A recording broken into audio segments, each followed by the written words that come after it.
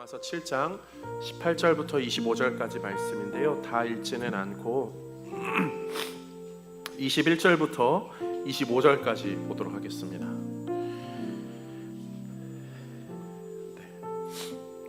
21절부터 25절까지 한 목소리로 합독합니다. 그러므로 내가 한 법을 깨달았노니 곧 선을 행하기 원하는 나에게 악이 함께 있는 것이로다. 내 속사람으로는 하나님의 법을 즐거워하되 내 지체 속에서 한 다른 법이 내 마음의 법과 싸워 내 지체 속에 있는 죄의 법으로 나를 사로잡는 것을 보는도다. 오호라, 나는 곤고한 사람이로다. 이 사망의 몸에서 누가 나를 건져내랴? 우리 주 예수 그리스도로 말미암아 하나님께 감사하리로다. 그런즉 내 자신이 마음으로는 하나님의 법을, 육신으로는 죄의 법을 섬기노라. 우리 말씀으로 하나님 오늘도 나에게 은혜 주소서, 말씀하여 주소서. 사모하면서 찬양으로 고백합니다. 말씀이 내게 역사하기를, 말씀이 내게 살아있기를, 하나님 말씀을 듣겠나이다. 주님의 음성을 듣겠나. 한 번 더 고백합시다. 말씀이 내게 역사하기를, 말씀이 내게 살아있기를, 하나님 말씀을 듣겠나이다. 주님의 음성을 듣겠나이다. 아멘. 오늘 이 말씀으로요, 복과 그 열매, 복의 열매라는 말이겠죠. 이 제목으로 하나님 말씀 전하려고 합니다. 말씀을 전하기 전에 오늘 제가 컨디션이 약간 감기 기운이 있어서 약간 맹맹 소리가 저는 그렇게 느껴지는데 좀 양해를 부탁드리고요. 아파서 그런지 허리가 어제 삐끗해가지고, 원래 이제 몸살 때 가끔 이렇게 안 좋은 데가 생기잖아요. 허리를 삐끗해가지고 뒤에 의자를 놨어요. 그래서 만약에 허리가 너무 아프면 살짝 이렇게 앉을 수도 있으니까 저 목사가 왜 그런가 이상하게 생각하지 마시고. 그래서 오늘 좋은 소식은 설교가 짧아요. 근데 제가 추구하는 바가 사실 이제 올해 후반기부터는 말씀을 조금 더 간략하게, 그러니까 막 내용을 확 줄이는 게 아니라 너무 이렇게 늘어지지 않게 하겠다는 그런 의지를 갖고 말씀을 짧게 준비를 했거든요. 근데 먼저 말씀을 짧게 준비했는데 어제 허리를 약간 삐끗해서 짧게 하는 게 하나님의 뜻이구나라고 받아들였습니다. 말씀 전할게요. 전 세계적으로요, 복을 싫어하는 사람들은 없습니다. 복을 다 좋아하죠. 복 받는 거 우리 모두의 관심사이고요. 그래서 우리나라는 항상 새해 첫 인사 뭐라고 얘기하죠? 새해 복 많이 받으세요. 그냥 받는 게 아니라 복을 많이 받으려고요. 그래서 이렇게 무슨 집안에 무슨 며느리를 들였다거나 이렇게 했는데 집안일이 막 잘 돼요. 그러면 우리 집안에 뭐가 들어왔다 그러죠? 복덩이가 들어왔다고 하죠. 네, 맞아요. 그런 이야기들을 합니다. 복에 관련돼서는 우리가 너무나 좋아하고, 이렇게 명절 다가오면 또 이렇게 그런 생각들을 좀 하게 되는 것 같아요. 우리 기독교인들도 복에 관련되어서는 자주 이야기합니다. 축복합니다, 이렇게 이야기 많이 하고요. 하나님의 복이 당신에게 함께하기를 이렇게 합니다. 복에 관련된 이야기를 많이 하죠. 그런데 이 복이라는 단어만큼 우리가 일반적으로 아니면 세상적으로 생각하는 그 단어와 성경이 말하는 이 복이 좀 괴리가 있거든요. 좀 다르거든요. 그런데 이게 막 너무 혼용되어서 쓰이는 그런 용어가 복이에요. 성도라면 하나님이 말하는, 성경이 말하는 복이 무엇인지를 조금 더 명확하게 아는 것이 필요하죠. 그래서 성경을 좀 살펴보는 게 좋아요. 성경에서 복이라는 표현이 가장 먼저 나온 게 어디일까요? 창세기 1장입니다. 가장 먼저 복을 받은 게 누구일까요? 동물이에요, 동물. 1장 21절과 22절 말씀 함께 보겠습니다. 하나님이 큰 바다 짐승들과 물에서 번성하여 움직이는 모든 생물을 그 종류대로, 날개 있는 모든 새를 그 종류대로 창조하시니 하나님이 보시기에 좋았더라.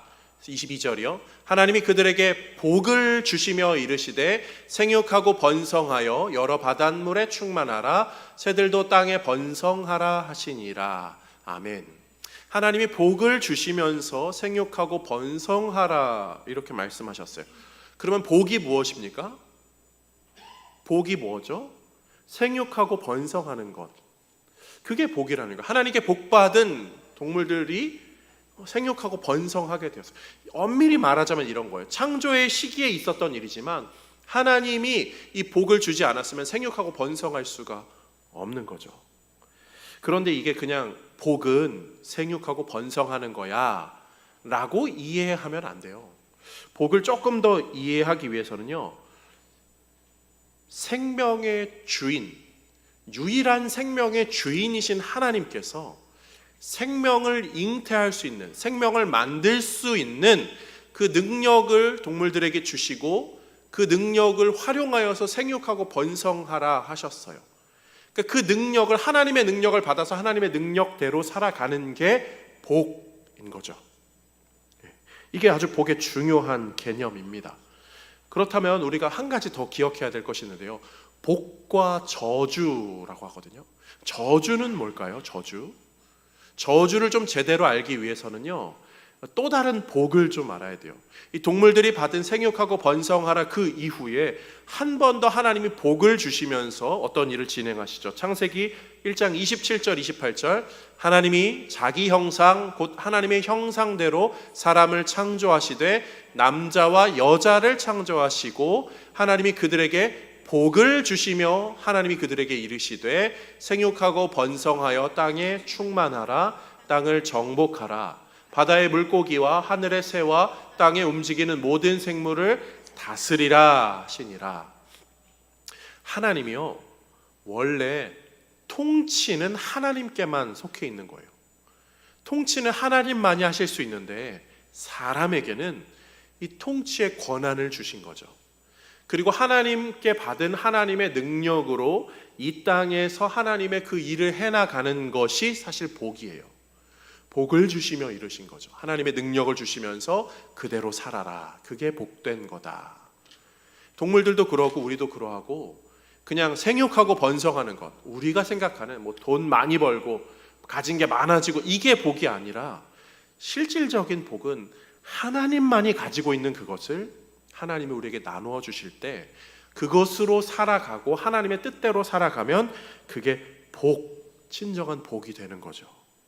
그런데 하나님이 그것을 하라고 하면서 어디에 모든 것을 다 조성해 두시고 사람을 살게 하셨죠? 에덴 동산이죠. 에덴 동산에서 그런데 어떤 일이 벌어졌습니까? 우리가 잘 아는 대로 하나님께서 모든 나무의 열매들은 먹어도 된다. 그런데 무엇은 먹지 말라고요? 선악을 알게 하는 나무의 열매는 먹지 말라. 동산의 중앙에 아주 중요한 두 가지 나무가 있었어요. 하나는 생명나무, 또 하나는 선악을 알게 하는 나무가 있었죠. 선악을 알게 하는 나무의 그 열매는 안 되고 나머지는 다 먹어도 돼요. 다시 말하면 생명나무 열매, 다른 열매 먹으면서 오랫동안 살고 그렇게 행복하게 생육하고 번성하고 다스리면서 사람은 그렇게 살면 됐는데, 하나님이 하지 말라는 것도 하지 않으면 되는데 뱀의 꾀임에 넘어가서 사람이 거기서 하지 말라는 것을 하게 되죠. 그게 죄인 거예요. 죄는 하나님이 하지 말라는 것을 하는 것이고요, 하나님이 하라는 것을 하지 않는 것이 죄입니다. 사람들이 그 선악을 알게 하는 나무의 열매를 먹음으로 죄인이 되었어요. 이것을 우리는 신학적인 용어로 타락이라고 합니다. 타락. 그 미끌미끌한 뱀에 의하여서 미끄러졌다는 거예요. 타락자의 락자는 무슨 한자로 쓸까요? 떨어질 락입니다. 떨어질 락. 떨어졌다고, 미끄러져 떨어졌다고. 그래서 영어로도요, 이 타락은요 더 fall 해가지고 떨어진다는 의미를 좀 갖고 있어요. 그리고 그 타락의 결과, 그 죄의 결과 사람은 어떻게 되죠? 저주를 받게 돼요. 복과 저주가 이렇게 구별이 되는 거예요. 하나님이 주신 것을 하나님의 뜻대로 하는 것이 복이고, 하나님이 하지 말라고 하는 것은 하지 않는 것이 복이고요. 하나님이 하라는 것을 안 하고 하나님이 하지 말라는 것을 하는 게 죄이고, 그 결과값이 저주입니다. 다시 말하면 우리 인생이 저주받았어 라고 하는 거는요, 내 선택 때문에 일어나는 일이에요. 하나님의 선택대로 일어나는 삶에서의 저주는 없어요. 그것은 하나님의 과정이죠. 그런데 내 마음대로, 내 뜻대로, 내가 원하는 대로 살아가면 그거는 죄고요. 그게 결국 저주의 값으로 이어지게 되는 거예요. 지금도 마찬가지죠. 이거는 처음부터 끝까지 동일한 법칙으로 가는 거예요. 하나님 뜻대로 사는 건 복된 삶, 내 뜻대로 사는 건 죄된 삶, 저주로 이어지는 삶. 그래서 우리가 주의를 지키는 게 왜 복되죠? 우리가 주의를 지키는 것은 세상 사람들이 말하는 그 복의 관점과는 좀 달라요. 주의를 지키면 뭐 돈이 더 많이 벌려지는 것도 아니죠. 뭐가 더 막 확 잘 되는 것도 아니죠. 그런데 주의는요, 하나님이 지키라고 하니까 하나님의 말씀에 순종하며 따르는 게 복된 삶이 되는 거고, 주의를 지키지 않는 것은 하나님이 하라는 것을 하지 않는 죄가 되는 거죠. 여기까지 잘 따라오시고 계시죠? 여기까지가 되면 우리가 이게 복이고 이게 죄구나, 이게 저주구나, 그리고 이 세상에서 우리가 어떻게 살아야 할지, 어느 길로 선택할지 그 균형, 그리고 방향을 잡는 게 지혜입니다.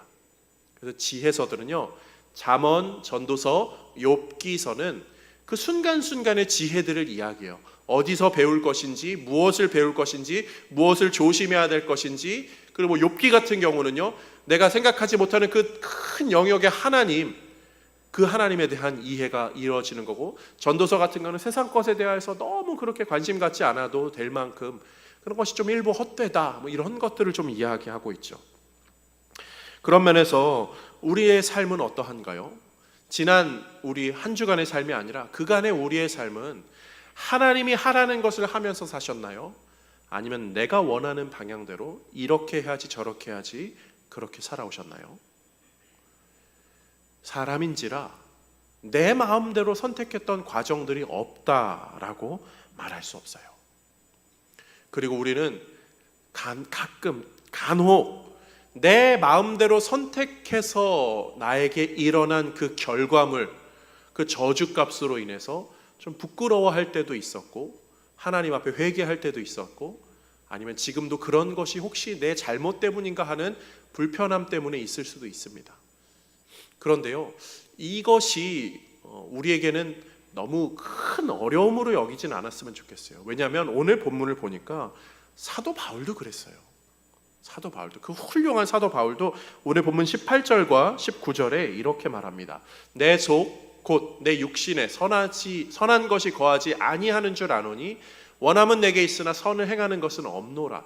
내 안에 있는 죄성을 말하는 거예요. 내가 원하는 바 선은 행하지 아니하고 도리어 원하지 않는 바 악을 행하는 도다. 성도는 일부러 죄 짓지 않아요. 우리가 죄 짓고 싶어서 짓는 게 아니라 살다 보니까, 그리고 생각하고 살아가다 보니까 이게 더 맞는 것 같아서 그렇게 죄의 길로 나도 모르게 그렇게 빠지는 경우들, 미끄러지는 거죠. 그래서 미끄러지는 거. 나는 잘 디뎠다고 생각했는데 미끄러지는 거예요. 그런 일들이 벌어지는 거죠. 바울이 20절에 이것을 이렇게 고백합니다. 만일 내가 원하지 아니하는 그것을 하면 이를 행하는 자는 내가 아니요 내 속에 거하는 죄니라. 죄는 아주 교묘해요. 죄는요, 이 방향에서 저 방향으로 가라고 이야기하지 않습니다. 죄는 이 방향에서 그래 이 방향으로 가야지 라고 우리를 그렇게 더 확신을 갖게 해요. 그런데 이렇게 말하죠. 이 방향으로 가는데 마저 이 방향으로 가야 돼. 그런데 여기서 이렇게 가면 더 편한 길이야. 이 방향으로 가야 돼. 그런데 이렇게 가면 더 지름길이야. 더 빨리 가는 길이야. 어차피 그 방향으로 간다면서 그러면 이 편한 길과 더 지름길을 활용해서 가면 되잖아. 죄는 그렇게 교묘하게 우리의 마음에 침투하는 거예요. 성도의 마음속에 죄 아주 드러내놓고 하는 그 죄의 길을 우린 다 가지 않아요. 그런 길은 아예 그냥 딱 차단합니다. 이건 죄야. 하나님 싫어하는 거 알지만요, 우리의 마음속에는요 교묘히 들어와요. 그리고 이게 더 괜찮은 것 같은데, 어차피 그 길에 좀 더 괜찮은 것 같은데. 근데 이건 우리만에 있는 게 아니라 세상 모든 사람들이 다 그래요. 더 괜찮은 길, 더 좋은 길, 더 빠른 길, 더 편한 길. 그래서 사람들은요 아주 열심히 살죠.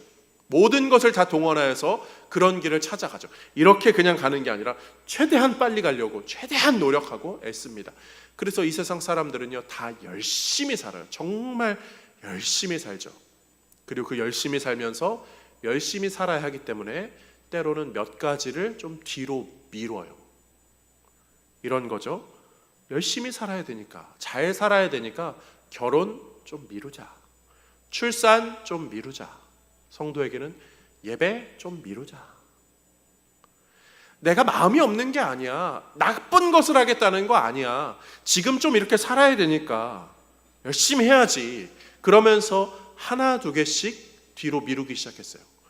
그 결과 우리는 더 잘 살게 되었습니까? 잘 사는 것 같은데요 더 공허해졌어요. 뭔가 더 풍요로워진 것 같은데요 더 고달파졌어요. 마음의 허함은 우리 안에 더 많이 존재하는 것 같습니다. 그리고 그것이 얼마나 심각해졌는지 지금은 손 쓸 수 없는 상태가 되었죠.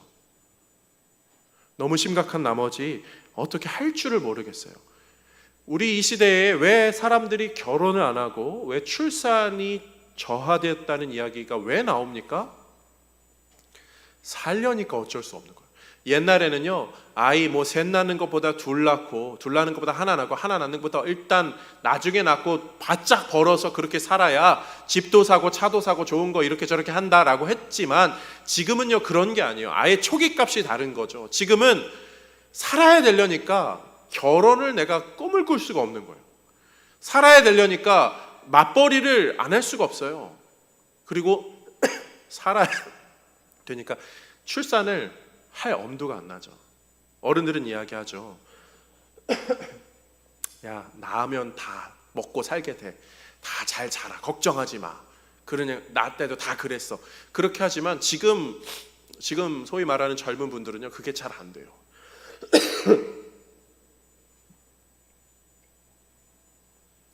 그게 안 되는 이유는 다른 게 아니라 일단 맞벌이가 안 되면 삶의 질이 이렇게 내려간다는 거예요.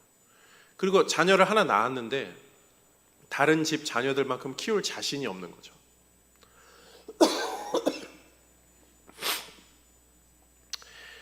너무 차이가 나다 보니까 사람들이 겁에 이제는 질려가지고 어떻게 할 수가 없어요. 생육하고 번성하라는 하나님의 그 생명의 능력을 우리가 받았음에도 그거를 우리가 활용하고 사용하고 싶어하는 마음이 전혀 생기지 않았습니다. 이미 그런 상태가 되어버린, 손 쓸 수 없는 상태가 되어서 우리는 어떻게 살아야 되나 좀 고민을 하게 돼요. 그런데 제가 지금 드리고자 하는 말씀은 그냥 그런 생육하고 번성하는 육체에 관련된 거를 이야기하는 게 아니에요. 생육하고 번성하는 게 복된 삶이라고 하셨습니다. 성도에게, 교회에 하나님이 주신 은혜와 능력은 무엇이죠? 복음을 전하는 거죠. 그게 진짜 참 생명이잖아요.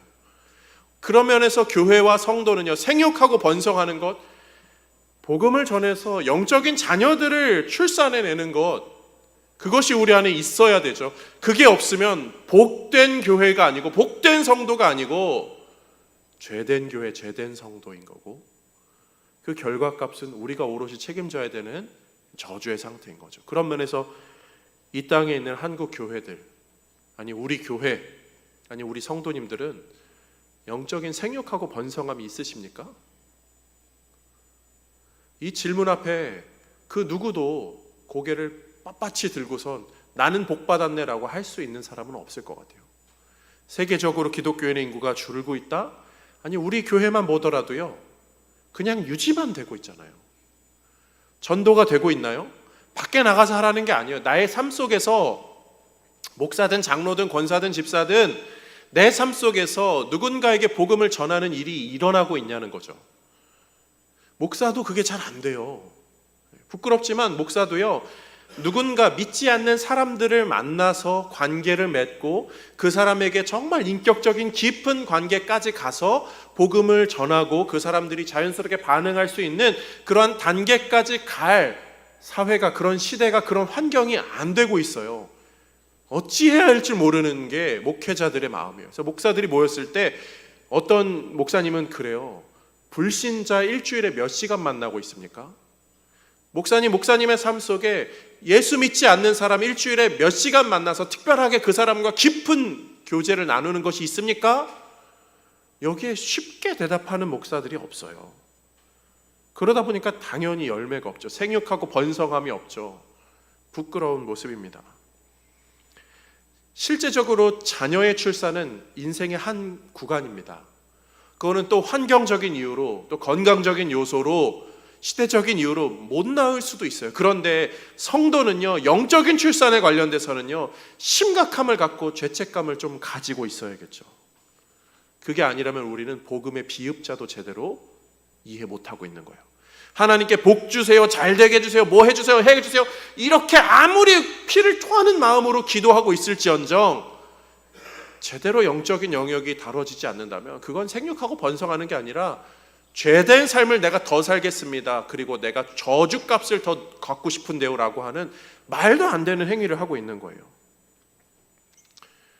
그런데 제가 오늘 이 드리는 말씀 가운데 돌아설 수 있는 비결이 하나 있어요. 사실 오늘 본문은 사실 그 소망을 얘기하는 거죠. 24절 말씀, 오호라 나는 곤고한 사람이로다. 이 사망의 몸에서 누가 나를 건져내랴. 사도 바울이 이야기하는 게 이 이야기인 거죠. 오호라 나는 곤고한 사람. 다시 한번 읽어보겠습니다. 보여주세요. 오호라 나는 곤고한 사람이로다. 이 사망의 몸에서 누가 나를 건질 수 있습니까? 바울의 이 애통하는 마음 25절에 이어서 말합니다. 우리 주 예수 그리스도로 말미암아 하나님께 감사하리로다. 요 그냥 보여주세요. 하나님께 감사합니다. 왜요? 우리 주 예수 그리스도, 나를 건지신 그분 때문에, 미끄러지는 나를 건지신 그분, 이 애통하는 마음에서 나를 건지시는 그분 때문에 감사합니다. 그런데 이 아랫문장은 이렇게 이해하시는 거죠. 나는 육신으로는 죄의 법을 섬기지만 내 마음으로는 하나님의 법을 섬길 수 있게 되었습니다. 그리고 그것을 행해 주신 그리스도 예수로 말미암아 나는 하나님께 감사합니다. 이게 25절의 고백인 거죠. 사랑하는 성도님들, 우리가요 이 험한 세상, 손 쓸 수 없는 세상, 이미 망가진 세상, 그리고 이미 죄악된 삶을 내가 살아왔고 이미 복된 모습이 전혀 없는 이 모습에서 무엇이 소망이냐라고 할 때에 예수 그리스도, 우리를 건지시는 예수 그리스도, 그분이 내 안에 살아계시고 나를 위하여 죽으신 그 십자가의 은혜, 그것 때문에 우리는 소망을 추구합니다. 이 고백을 할 수 있죠. 실제로 예수님이 이 땅 가운데 오셔서 하신 일이 무엇입니까? 그분은 내려오셨어요. 우리는 미끄러지는 존재인데 그분은 우리를 위해 일부러 내려오셨어요. 더 내려오시고요, 우리에게 가르쳐 주시죠. 뭐라고 가르쳐 주시죠? 심령이 가난한 자는 복이 있나니 더 가난해지라고요. 의에 줄이고 목마른 자는 복이 있나니 더 줄이고 목마른 삶을 살라고요. 배부른 삶이 아니라, 세상이 말하는 그 복의 삶이 아니라 그 반대의 삶, 너희들이 좀 살아봐라. 한번 팔복의 말씀 읽어볼까요?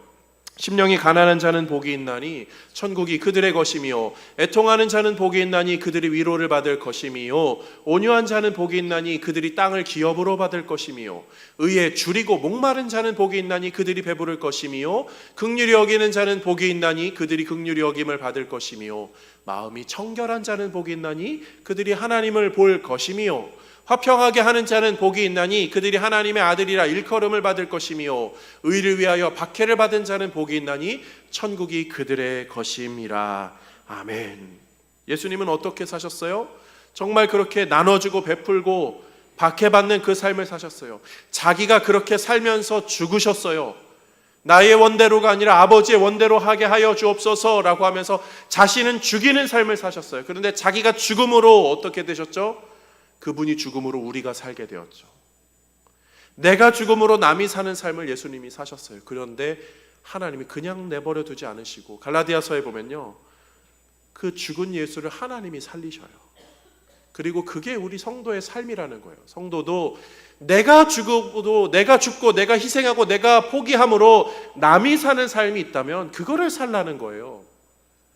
그런데 그렇게 살면은 나는 죽고 끝나는 것이 아니라 남도 살지만 나도 살리시는 하나님의 그 은혜 역사, 그게 하나님이 성도에게 원하시는 거죠. 그게 가장 복된 삶이라는 거예요. 생명을 잉태하는 삶이죠. 저는 우리가 그것을 인생 가운데 경험할 수 있게 하나님이 장치를 좀 해놓으셨다는 생각이 들더라고요. 그 중에 대표적인 게 출산이에요. 출산. 남성분들은 모르지만 여성분들, 어머니분들은 출산이 얼마나 고통스러운지 제가 이야기하지 않아도 더 잘 아실 거예요. 제가 이해하는 바도 너무나 극히 일부겠죠. 아이를 잉태하게 되면요, 10달 동안 아이를 베고 살게 됩니다. 그러면 그 삶이 얼마나 힘든지요. 저는 어제 허리를 삐끗해서 어제 하루 종일 그냥 이렇게 누워서 막 비틀고 막 이러면서, 근데 아이를 가진 어머니들은 10달 내내 허리가 아프잖아요. 자다가도 발에 쥐가 나고 깨고요. 10달 먹는 거 힘들고 뭐 움직이는 거 힘들고 그러면서도 집안일은 다 해야 되고 얼마나 힘든지 모르겠어요. 그런데 그 고통스러운 삶이 자기가 없는 삶이잖아요. 나를 죽이는 삶이에요. 나는 없어요. 경력도 다 단절되고요. 직장도 다 끝납니다. 나는 없는 나는 죽이는 삶이에요. 근데 그 고통의 정점이 뭐죠? 출산이잖아요. 출산이 수월하신 분들도 계시겠지만 저는 그건 상대적인 그냥 수월했다라고 하는 거지 고통스러운 일임은 부인할 수 없어요. 저희 첫째 낳을 때요, 그런 일이 있었어요. 그 어줍잖은 지식으로 자연분만을 해야 건강하다고 그래가지고 뭐 자연분만을 하자, 우리 아내도 저희 사모도 자연분만을 시도해 보겠다는 거예요. 그래서 한 통이 왔습니다. 그래서 병원에 갔어요. 그래서 자연분만을 막 하는데 이게 뭐 진척이 되지 않는 거예요. 결국 10시간을 넘었죠. 밤으로 들어가는 순간 이미 의사 선생님은 퇴근이기 때문에 새벽에 올 때까지는 견뎌야 되는 거잖아요. 결국 산통이 10시간을 넘어갔어요. 그리고 나서 아침이 되어서 저희는 결정을 내렸죠. 제왕절개를 하겠다고. 고생은 고생대로 다 하고 수술은 수술로. 그러면서 저희 아내 그때부터 허리 굉장히 아팠다고 얘기하더라고요. 다리 한쪽이 굉장히 뻣뻣하고 막 그랬다고. 그렇게 해서 내가 죽을 만큼 고통을 겪고 나서 어떤 일이 벌어졌죠? 생명을 만나게 되었죠. 그리고 나서 일정 시간이 지났습니다. 저희 아내의 입에서 무슨 이야기가 나왔을까요? 또 낳고 싶어. 저희 아내는 고통을 참 싫어하는 사람이에요. 없으니까. 고통을 참 싫어하는 사람인데 어떻게 그 주사 하나 맞는 것도 굉장히 부담스러워 하거든요. 근데 또 낳고 싶다는 얘기를 하더라고요.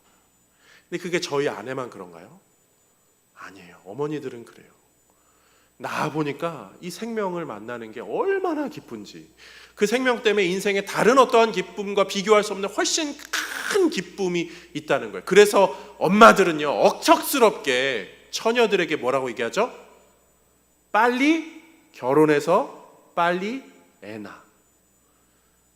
우리 처녀분들은 그런 것들에 대해서 굉장히 스트레스 받지만 어머니들은 아는 거예요. 그 죽을 만큼 고통, 나를 다 잃어버리고 내가 없는 것 같은 그런 삶의 고통이 있지만 그게 남을 위해서 남의 생명으로 이어지게 될 때 그거는 어떠한 기쁨과 비교할 수 없는 큰 기쁨이다. 이게 복음의 기쁨인 거죠. 예수님이 우리에게 보여주신 기쁨인 거고요. 성도가 살아가야 될 삶의 모습인 거고요. 여성분들만 그렇게 사는 거 아니에요. 성경에 보면은 삭개오라는 인물이 나오죠. 삭개오가 그랬어요. 자기 욕심으로 아득바득 다 갈취하면서 살았습니다. 그거 불법 아니었어요. 그 로마법 안에서 할 수 있는, 그냥 세금 어차피 내야 되니까 내가 더 많이 걷어서 하는 것, 나쁜 것 아니었어요. 그런데 삭개오가 예수님을 만나고 나서 나만을 위한 삶이 아니라 남을 위한 삶을 살겠다고 하죠. 다 배상하고 더 베풀겠다고요. 그리고 어떻게 되었습니까? 그와 그의 가족이 구원받아요. 그만 산 게 아니에요. 자기는 다 베풀음으로 나눔으로 자기가 손해보는 것 같지만 오히려 그와 그 가족이 구원을 받게 되었습니다. 성도의 삶은 그런 거죠. 세상의 복과는 좀 다를 수 있어요. 그런데 그게 오히려 진짜 복이고요. 그 삶을 하나님께서 세상의 복보다 훨씬 더 복된 삶으로 인도해 주시죠. 그것을 시편에서는 이렇게 말해요. 복 있는 사람은 악인들의 꾀를 따르지 아니하며 죄인들의 길에 서지 아니하며 오만한 자들의 자리에 앉지 아니하고 오직 여호와의 율법을 즐거워하여 그의 율법을 주야로 묵상하는도다. 그는 시냇가에 심은 나무가 철을 따라 열매를 맺으며 그 잎사귀가 마르지 아니함 같으니 그가 하는 모든 일이 다 형통하리로다. 악인들은 그렇지 아니하며 오직 바람에 나는 겨와 같도다. 우리는 하나님이 이 땅을 다스리고 통치한다는 사실을 알고 있습니다. 그분은 시절을 따라 열매를 맺게 하세요. 때로는 더울 때도 있고요, 때로는 비가 많이 내릴 때도, 때로는 가물 때도 있고 때로는 추울 때도 있어요. 그러나 하나님께 내어 맡긴 인생은 하나님께서 열매로 인도해 주시죠. 그것을 사모하면서 우리는 복된 사람의 길로, 의로운 사람의 길로, 말씀을 묵상하는 사람의 삶으로 살아갑니다. 소망하기는 오늘도 그 말씀을 가슴에 새기면서 주님, 무엇이 진짜 복이고 무엇이 진짜 복의 열매인지를 잊지 않게 하여 주옵소서. 한 신앙으로 세워지는 우리 모두가 되기를 주님의 이름으로 축복드립니다.